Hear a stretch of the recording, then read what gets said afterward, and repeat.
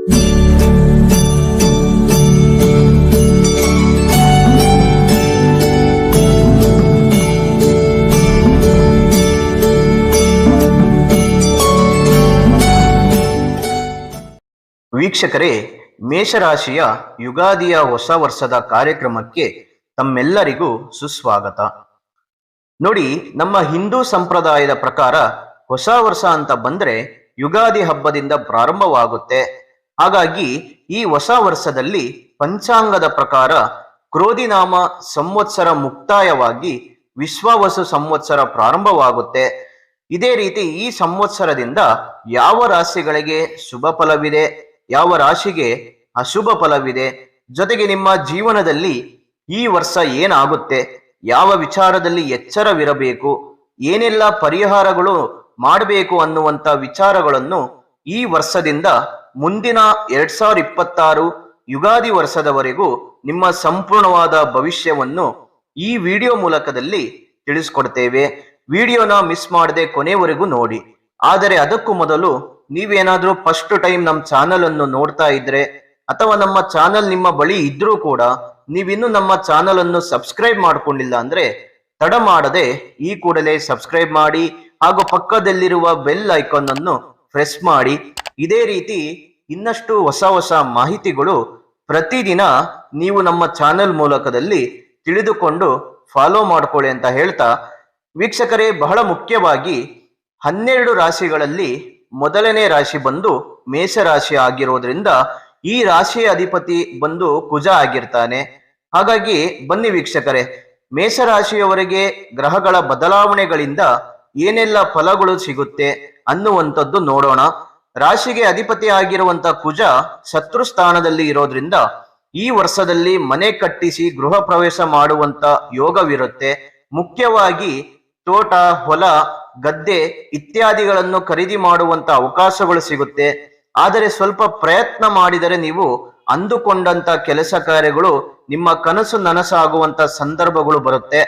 ಇನ್ನು ಈ ವರ್ಷದಲ್ಲಿ ಜುಲೈ ತಿಂಗಳಿನ ನಂತರ ಸ್ವಲ್ಪ ಹಣಕಾಸಿಗೆ ತೊಂದರೆಗಳು ಎದುರಾಗ್ತವೆ, ಖರ್ಚು ವೆಚ್ಚಗಳು ಅಧಿಕವಾಗಿರುತ್ತೆ. ಈ ವರ್ಷ ಪೂರ್ತಿ ಆರ್ಥಿಕ ವ್ಯವಸ್ಥೆಯನ್ನು ಸರಿಯಾಗಿ ಜವಾಬ್ದಾರಿ ತಗೊಂಡು ನಿಭಾಯಿಸಬೇಕಾಗುತ್ತೆ. ಇನ್ನು ವಿವಾಹಕ್ಕೆ ಸಿದ್ಧರಾಗಿರುವ ಯುವಕ ಯುವತಿಯರಿಗೆ ಕಂಕಣ ಭಾಗ್ಯ ಕೂಡಿ ಬರುತ್ತೆ. ಅದಕ್ಕಾಗಿ ಮನೆಯ ಹಿರಿಯರು ಸ್ವಲ್ಪ ಪ್ರಯತ್ನ ಮಾಡಬೇಕಾಗುತ್ತೆ. ವರ್ಷದ ಆರಂಭದಲ್ಲಿ ಕೋರ್ಟ್ ಕಚೇರಿಗಳ ಕೆಲಸಗಳಲ್ಲಿ ತುಂಬಾ ಅನುಕೂಲವಿರುತ್ತೆ. ರಿಯಲ್ ಎಸ್ಟೇಟ್, ಲ್ಯಾಂಡ್ ಡೆವಲಪ್ಮೆಂಟ್, ಕಟ್ಟಡ ನಿರ್ಮಾಣ, ಭೂ ಸಂಬಂಧದ ಕಾರ್ಯಗಳಲ್ಲಿ ತಾಳ್ಮೆಯಿಂದ ಕೆಲಸಗಳನ್ನು ನಡೆಸಿದರೆ ತುಂಬಾ ಅನುಕೂಲವಾಗುತ್ತೆ. ಇನ್ನು ಗುರು ನಿಮ್ಮ ರಾಶಿಯಿಂದ 2ನೇ ಮನೆಯಲ್ಲಿ ಇರೋದ್ರಿಂದ ಈ ಸಮಯದಲ್ಲಿ ಆರ್ಥಿಕ ಪರಿಸ್ಥಿತಿ ಉತ್ತಮವಾಗಿರುತ್ತೆ. ಮತ್ತೆ ಹಲವಾರು ವ್ಯವಹಾರಗಳಿಂದ ಎಲ್ಲ ಒಂದು ಕಡೆ ನಿಮಗೆ ಆದಾಯ ಹೆಚ್ಚಾಗುತ್ತೆ. ವ್ಯಾಪಾರದಲ್ಲಿ ಅಭಿವೃದ್ಧಿ ಕಾಣ್ತೀರಿ. ವಿವಾಹ ಯೋಗವು ನಿಮಗೆ ಕೂಡಿ ಬರುತ್ತೆ. ಈ ವರ್ಷದಲ್ಲಿ ಹೊಸದಾಗಿ ಏನಾದ್ರೂ ಒಂದು ಖರೀದಿ ಮಾಡುವಂತ ಯೋಗ ನಿಮಗೆ ಕೂಡಿ ಬರಲಿದೆ. ವಸ್ತ್ರ, ಆಭರಣಗಳು, ಜೊತೆಗೆ ವಾಹನ ಯೋಗ, ಮನೆ ತೆಗೆದುಕೊಳ್ಳುವಂತ ಯೋಗ, ಮನೆ ಕಟ್ಟುವ ಯೋಗ, ಸೈಟ್ ಖರೀದಿ ಮಾಡುವಂತ ಯೋಗ, ಇದೆಲ್ಲದಕ್ಕೂ ಕೂಡ ನಿಮಗೆ ತುಂಬಾ ಅನುಕೂಲವಿದೆ. ಕುಟುಂಬದಲ್ಲಿ ಸಂತೋಷದ ವಾತಾವರಣ ಈ ವರ್ಷದಲ್ಲಿ ನೀವು ಕಾಣ್ತೀರಿ. ಇನ್ನು ಗುರು ಈ ವರ್ಷದಲ್ಲಿ 2ನೇ ಮನೆಯಿಂದ 3ನೇ ಮನೆಗೆ ಪ್ರವೇಶವನ್ನು ಮಾಡ್ತಾನೆ. ಹಾಗಾಗಿ ನಿಮ್ಮ ಸ್ನೇಹಿತರಿಂದ ಕೆಲವೊಂದು ಕಲಹಗಳು, ವಾದ ವಿವಾದಗಳು ಆಗುವಂತ ಸಾಧ್ಯತೆಗಳಿರುತ್ತೆ. ಸ್ವಲ್ಪ ಆದಷ್ಟು ಸ್ನೇಹಿತರಿಂದ ದೂರವಿರಿ. ಯಾರನ್ನು ಜಾಸ್ತಿ ನಂಬಬೇಡಿ, ನಂಬಿ ಮೋಸ ಹೋಗ್ಬೇಡಿ. ಸ್ವಲ್ಪ ಕುಟುಂಬದಲ್ಲಿ ಅಶಾಂತಿ ಇರುತ್ತೆ. ಆರೋಗ್ಯದಲ್ಲಿ ಸ್ವಲ್ಪ ಗಮನ ಕೊಡಿ, ಯಾಕಂದ್ರೆ ಈ ವರ್ಷದಲ್ಲಿ ಆರೋಗ್ಯದ ಸ್ಥಿತಿಗತಿಗಳು ಅಷ್ಟೊಂದು ಚೆನ್ನಾಗಿರಲ್ಲ. ಇದಕ್ಕಾಗಿ ತುಂಬಾ ಹಣವನ್ನು ಖರ್ಚು ಮಾಡುವಂತ ಪರಿಸ್ಥಿತಿಗಳು ಎದುರಾಗ್ತವೆ. ಸ್ವಲ್ಪ ಆರೋಗ್ಯದ ಕಡೆ ಗಮನ ಕೊಡಿ. ಇನ್ನು ಶನಿ ಕುಂಭರಾಶಿಯಲ್ಲಿ ನಿಮ್ಮ ರಾಶಿಗೆ 11ನೇ ಮನೆಯಲ್ಲಿ ಇರೋದ್ರಿಂದ ಏನ್ ಫಲ ಕೊಡ್ತಾನೆ ಅನ್ನುವಂಥದ್ದು ನೋಡೋಣ. ಆದರೆ ಅದಕ್ಕೂ ಮೊದಲು ನಿಮ್ಮ ಭವಿಷ್ಯಕ್ಕೆ ಉಪಯೋಗ ಆಗುವಂತ ಒಂದು ವಿಡಿಯೋ ಬರ್ತಾ ಇದೆ, ಅದನ್ನು ಸ್ಕಿಪ್ ಮಾಡದೆ ನೋಡ್ಕೊಂಡು ಬನ್ನಿ. ಸಮೃದ್ಧಿ ಪ್ರೆಡಿಕ್ಷನ್. ನಿಮಗೆ ನಿಮ್ಮ ಜೀವನದಲ್ಲಿ ಕಾಡುತ್ತಿರುವ ಸಮಸ್ಯೆಗಳಿಗೆ ಪರಿಹಾರ ಸಿಗಬೇಕಾ? ಹಾಗೆ ನಿಮ್ಮ ಮುಂದಿನ ಭವಿಷ್ಯ ಹೇಗಿದೆ ಎಂದು ತಿಳಿದುಕೊಳ್ಳುವ ಕುತೂಹಲ ನಿಮಗೆ ಇದೆಯಾ? ಹಾಗಾದ್ರೆ ನಿಮಗೆ ನಿಮ್ಮ ಜಾತಕದ ಅವಶ್ಯಕತೆ ಬೇಕಾಗಿದೆ. ಹಾಗಾಗಿ ಇಲ್ಲಿದೆ ನಿಮಗೆ ಒಂದು ಒಳ್ಳೆಯ ಸುವರ್ಣ ಅವಕಾಶ. ಸಮೃದ್ಧಿ ಪ್ರೆಡಿಕ್ಷನ್ ಅವರು ನೀಡುತ್ತಿರುವ ನಿಮ್ಮ ಸಂಪೂರ್ಣವಾದ ಜನ್ಮ ಜಾತಕದ ಫಲವನ್ನು ಈ ಕೂಡಲೇ ಆರ್ಡರ್ ಮಾಡಿ ಪಡೆದುಕೊಳ್ಳಿ. ಈ ಜಾತಕದಲ್ಲಿ ವಿದ್ಯೆ, ಉದ್ಯೋಗ, ಮದುವೆ ಯೋಗ, ಸಂತಾನ, ವ್ಯಾಪಾರ, ಹಣಕಾಸು, ಮನೆ ಕಟ್ಟುವ ಯೋಗ, ಆರೋಗ್ಯ, ಇನ್ನು ಯಾವುದೇ ದೋಷಗಳು ಇದ್ದರೂ ನಿಮ್ಮ ಜನ್ಮ ಜಾತಕ ಫಲದ ಸಹಾಯದಿಂದ ನೀವೇ ನಿಮ್ಮ ಮನೆಯಲ್ಲಿ ಕುಳಿತುಕೊಂಡು ಸರಳವಾಗಿ ಓದಿಕೊಂಡು ನಿಮ್ಮೆಲ್ಲ ಸಮಸ್ಯೆಗಳಿಗೆ ಸುಲಭವಾಗಿ ಪರಿಹಾರವನ್ನು ಮಾಡಿಕೊಳ್ಳಬಹುದು. ಇನ್ನು ಈ ಜಾತಕದಲ್ಲಿ ವಿಶೇಷವಾಗಿ ಬರುವಂತಹ ರಾಶಿ ಫಲಗಳು, ನಕ್ಷತ್ರ ಫಲಗಳು, ಪಂಚಾಂಗ ಫಲಗಳು, ದಶಾಭುಕ್ತಿ ಫಲಗಳು, ಶುಭ ಕಾರ್ಯಗಳಿಗೆ ಮುಹೂರ್ತ ಹಾಗೂ ನಿಮ್ಮ ಕುಂಡಲಿ ದೋಷದ ಸಂಪೂರ್ಣವಾದ ಪರಿಹಾರ ಫಲಗಳನ್ನು ಇದರಲ್ಲಿ ವಿಶ್ಲೇಷಣೆ ಮಾಡಲಾಗಿದೆ. ಈ ಜನ್ಮ ಜಾತಕವು 5 ಭಾಷೆಗಳಲ್ಲೂ ಕೂಡ ಪಡೆದುಕೊಳ್ಳಬಹುದು. ಹಾಗಾದರೆ ನಿಮ್ಮ ಜಾತಕವನ್ನು ಪಡೆಯುವ ವಿಧಾನವನ್ನು ತಿಳಿದುಕೊಳ್ಳಿ.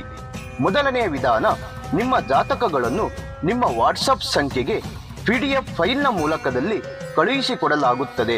ಇದನ್ನು ನೀವು ಫೋನಿನ ಮೂಲಕದಲ್ಲಿ ಉಪಯೋಗಿಸಬಹುದು. ಇದರ ಬೆಲೆ 1,000 ರೂಪಾಯಿ ಇರುವ ಈ ಜನ್ಮ ಜಾತಕ ಫಲ ಈಗ ಕೇವಲ 499 ರೂಪಾಯಿಗೆ ಕಡಿಮೆ ಬೆಲೆಯಲ್ಲಿ ಸಿಗ್ತಾ ಇದೆ. ಇನ್ನು ಜಾತಕವನ್ನು ಪಡೆಯುವ ಎರಡನೇ ವಿಧಾನ, ನೀವು ಇರುವಂತಹ ಮನೆಯ ವಿಳಾಸಕ್ಕೆ ನಿಮ್ಮ ಸಂಪೂರ್ಣವಾದ ಜಾತಕವನ್ನು ಪುಸ್ತಕದ ರೂಪದಲ್ಲಿ ಕೊರಿಯರ್ ಅಥವಾ ಪೋಸ್ಟ್ ಮೂಲಕದಲ್ಲಿ ಕಳುಹಿಸಿಕೊಡಲಾಗುತ್ತದೆ. ಇದರ ಬೆಲೆ 1,500 ರೂಪಾಯಿ ಇರುವಂತಹ ಈ ಜನ್ಮ ಜಾತಕ ಕೇವಲ 999 ರೂಪಾಯಿಗೆ ಕಡಿಮೆ ಬೆಲೆಯಲ್ಲಿ ಸಿಗ್ತಾ ಇದೆ. ಹಾಗಾಗಿ ಪ್ರತಿಯೊಂದು ಜಾತಕವು 80ರಿಂದ 100 ಪುಟದವರೆಗೂ ಪಡೆಯಬಹುದು. ಹಾಗಾದರೆ ಇನ್ನು ಯಾಕೆ ತಡ? ಈ ಕೂಡಲೇ ಆರ್ಡರ್ ಮಾಡಿ ನಿಮ್ಮ ಜನ್ಮ ಜಾತಕ ಫಲವನ್ನು ಪಡೆದುಕೊಳ್ಳಿ. ಇದನ್ನು ಆರ್ಡರ್ ಮಾಡುವ ವಿಧಾನ, ನಿಮ್ಮ ಜನ್ಮ ಹೆಸರು, ಜನ್ಮ ದಿನಾಂಕ, ಹುಟ್ಟಿದ ಸಮಯ, ಹುಟ್ಟಿದ ಊರು ಅಥವಾ ನಿಮ್ಮ ಜಿಲ್ಲೆ ಯಾವುದೆಂದು ಈ ಎಲ್ಲ ಮಾಹಿತಿಗಳನ್ನು 9901177004 ಈ ವಾಟ್ಸಪ್ ಸಂಖ್ಯೆಗೆ ಕಳುಹಿಸಿ ನಿಮ್ಮ ಭವಿಷ್ಯದ ಕನ್ನಡಿಯನ್ನು ಈ ಕೂಡಲೇ ಪಡೆದುಕೊಳ್ಳಿ. ನೋಡಿದ್ರಲ್ಲ ವೀಕ್ಷಕರೇ, ನೀವಿನ್ನು ನಿಮ್ಮ ಜಾತಕ ಬರ್ಸಿಲ್ಲ ಅಂದ್ರೆ ಅಥವಾ ನಿಮ್ಮ ಮಕ್ಕಳ ಜಾತಕ ನೀವಿನ್ನು ತೆಗೆದುಕೊಂಡಿಲ್ಲ ಅಂದ್ರೆ ಚಿಂತೆ ಮಾಡಬೇಡಿ. ನಿಮ್ಮ ಭವಿಷ್ಯಕ್ಕೆ ಉಪಯೋಗ ಆಗುವುದಕ್ಕೆ ಸಮೃದ್ಧಿ ಪ್ರೆಡಿಕ್ಷನ್ ಅವರು ಒಂದು ಒಳ್ಳೆಯ ಸೇವೆಯನ್ನು ಆರಂಭಿಸಿದ್ದಾರೆ.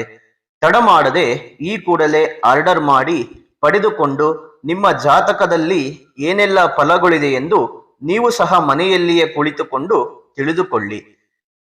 ನೋಡಿ, ಈ ವರ್ಷದಲ್ಲಿ ಸಾಡೆ ಸಾತಿ ಶನಿ ಪ್ರಾರಂಭವಾಗುತ್ತೆ. ಹಾಗಾಗಿ ಏನು ಭಯ ಪಡುವಂತ ಅವಶ್ಯಕತೆ ಇಲ್ಲ. ಈ ವರ್ಷದಲ್ಲಿ ಜೂನ್ ತಿಂಗಳಿನವರೆಗೂ ಏನು ತೊಂದರೆ ಇಲ್ಲ. ಜೂನ್ ತಿಂಗಳಿನ ನಂತರ ಶನಿ ಗ್ರಹ ಬದಲಾವಣೆ ಆಗೋದಿಲ್ಲ. ಒಂದಿಷ್ಟು ತೊಂದರೆಗಳು ಎದುರಾಗ್ತವೆ. ಹಾಗಾಗಿ ಜಾತಕವನ್ನು ತೋರಿಸ್ಕೊಂಡು ಪರಿಹಾರ ಮಾಡಿಸ್ಕೊಳ್ಳಿ. ಇನ್ನು ಶನಿಯಿಂದ ಕೀರ್ತಿ, ಉತ್ತಮವಾದಂತ ಸನ್ಮಾನ, ಜೊತೆಗೆ ರಾಜಕೀಯ ವ್ಯಕ್ತಿಗಳಿಗೆ ಅಧಿಕಾರ ಪ್ರಾಪ್ತಿ ಆಗುವಂಥದ್ದು, ರಾಜಕಾರಣಿಗಳಿಗೆ ಉತ್ತಮವಾದಂತ ಯೋಗವಿದೆ, ಸಕ್ಸಸ್ ಅನ್ನುವಂಥದ್ದು ಕಾಣ್ತೀರಿ. ಆಸ್ತಿ ಪಾಸ್ತಿ ವಿಚಾರಗಳಲ್ಲಿ ಏನಾದ್ರೂ ಕಲಹಗಳಿದ್ರೆ ಅದೆಲ್ಲ ನಿವಾರಣೆ ಆಗ್ತವೆ.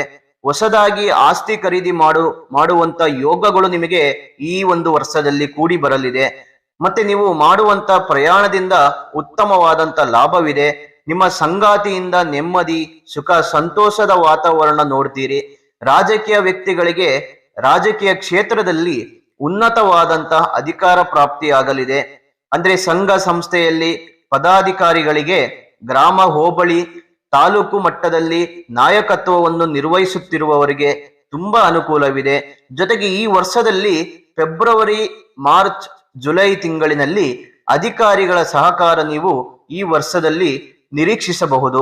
ವ್ಯಾಪಾರಗಳಲ್ಲಿ ಉತ್ತಮವಾದಂತ ಅಭಿವೃದ್ಧಿ ಕಾಣ್ತೀರಿ.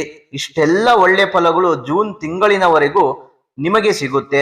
ನಂತರ ಶನಿ ಕುಂಭರಾಶಿಯಿಂದ ಮೀನರಾಶಿಗೆ ಅಂದ್ರೆ 12ನೇ ಮನೆಗೆ ಪ್ರವೇಶವನ್ನು ಮಾಡ್ತಾನೆ. ಹಾಗಾಗಿ ಜೂನ್ ತಿಂಗಳಿನ ನಂತರ ಸ್ವಲ್ಪ ಎಚ್ಚರವಿರಿ. ಯಾಕಂದ್ರೆ ಶನಿ ಮೀನರಾಶಿಯಲ್ಲಿ ಇರೋದ್ರಿಂದ ಕೆಲವೊಂದು ಅಶುಭ ಫಲಗಳನ್ನು ಕೊಡ್ತಾನೆ.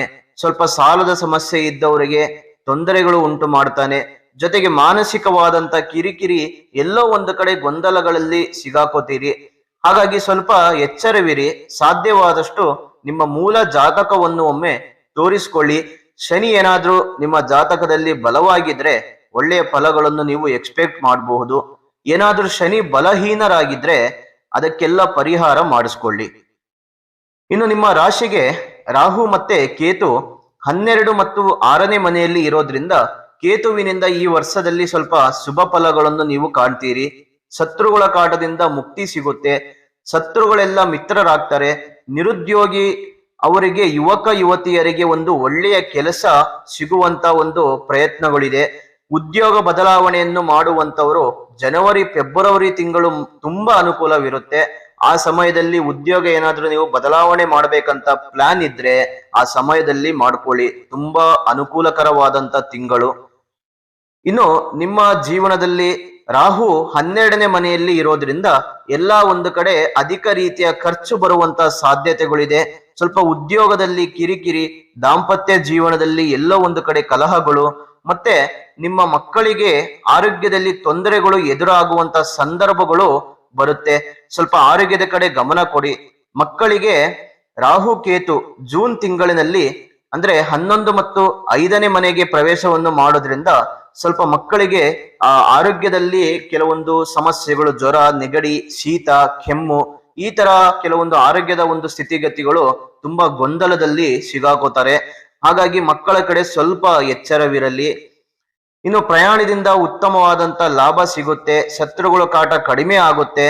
ನಿಮ್ಮ ಒಂದು ಆಕಸ್ಮಿಕವಾಗಿ ನಿಮಗೆ ಧನ ಲಾಭ ಸಿಗುತ್ತೆ. ಆದರೆ ಸ್ವಲ್ಪ ಆರೋಗ್ಯದ ಕಡೆ ಈ ವರ್ಷ ಫುಲ್ಲು ಗಮನ ಕೊಡೋದು ತುಂಬಾ ಒಳ್ಳೆಯದು. ಮತ್ತೆ ನಿಮ್ಮ ಕೋಪ ಈ ವರ್ಷದಲ್ಲಿ ಸ್ವಲ್ಪ ಸಾಧ್ಯವಾದಷ್ಟು ಕಡಿಮೆ ಮಾಡಿಕೊಳ್ಳಿ. ಇನ್ನು ಈ ವರ್ಷ ನೀವು ರಾಹು ಕೇತು ಶಾಂತಿ ಮಾಡಿಸಿ ನಿಮಗೆ ಬರುವಂತ ಸಮಸ್ಯೆಗಳು ದೂರವಾಗ್ತವೆ. ರಾಹು ಕೇತು ಆ ಒಂದು ಅನುಗ್ರಹ ನಿಮ್ಮ ಮೇಲಿರುತ್ತೆ. ಈ ವರ್ಷದಲ್ಲಿ ಮೇಷರಾಶಿಯವರಿಗೆ ತುಂಬಾ ಅನುಕೂಲವಿದೆ. ಆದರೆ ಎಲ್ಲ ಒಂದು ಕಡೆ ಸ್ವಲ್ಪ ಗೊಂದಲಗಳು ಇರುತ್ತೆ. ಅದನ್ನು ಸ್ವಲ್ಪ ಬ್ಯಾಲೆನ್ಸ್ ಮಾಡ್ಕೊಳ್ಳಿ. ಜೊತೆಗೆ ಬಹಳ ಮುಖ್ಯವಾಗಿ ನಿಮಗೆ ವಿಶೇಷವಾದಂತ ಪರಿಹಾರಗಳನ್ನು ತಿಳಿಸ್ಕೊಡ್ತೇವೆ. ಸುಬ್ರಹ್ಮಣ್ಯ ದೇವರನ್ನು ಆರಾಧನೆ ಮಾಡಿ ಆ ದೇವರನ್ನು ಪೂಜೆ ಮಾಡುವುದರಿಂದ ಸರ್ವಶ್ರೇಷ್ಠವಾದಂತ ಮಾರ್ಗ ಸಿಗುತ್ತೆ. ಜೊತೆಗೆ ಸುಬ್ರಹ್ಮಣ್ಯ ದೇವರ ಅಸ್ತೋತ್ರವನ್ನು ಪ್ರತಿನಿತ್ಯ ಜಪ ಮಾಡುವುದರಿಂದ ನಿಮಗೆ ಬರುವಂತ ತೊಂದರೆಗಳು ನಿವಾರಣೆ ಆಗ್ತವೆ. ಇನ್ನು ವೀಕ್ಷಕರೇ, ನಿಮಗೆ ಈ ವಿಡಿಯೋ ಇಷ್ಟವಾದಲ್ಲಿ ಮಾತ್ರ ಲೈಕ್ ಮಾಡಿ, ಶೇರ್ ಮಾಡಿ, ತಮ್ಮ ಉತ್ತಮವಾದಂತ ಅನಿಸಿಕೆಗಳನ್ನು ತಪ್ಪದೇ ಕಾಮೆಂಟ್ ಮೂಲಕದಲ್ಲಿ ತಿಳಿಸಿಕೊಡಿ. ಇದೇ ರೀತಿ ಇನ್ನಷ್ಟು ಹೊಸ ಮಾಹಿತಿಗಳು ಪ್ರತಿದಿನ ನಮ್ಮ ಚಾನೆಲ್ ಮೂಲಕದಲ್ಲಿ ತಿಳಿಸುವಂತ ಪ್ರಯತ್ನಗಳನ್ನು ಮಾಡ್ತೇವೆ. ವೀಕ್ಷಕರೇ, ಮತ್ತೊಂದು ವಿಡಿಯೋದಲ್ಲಿ ಸಿಗೋಣ. ಅಲ್ಲಿವರೆಗೂ ತಮ್ಮೆಲ್ಲರಿಗೂ ನಮಸ್ಕಾರಗಳು.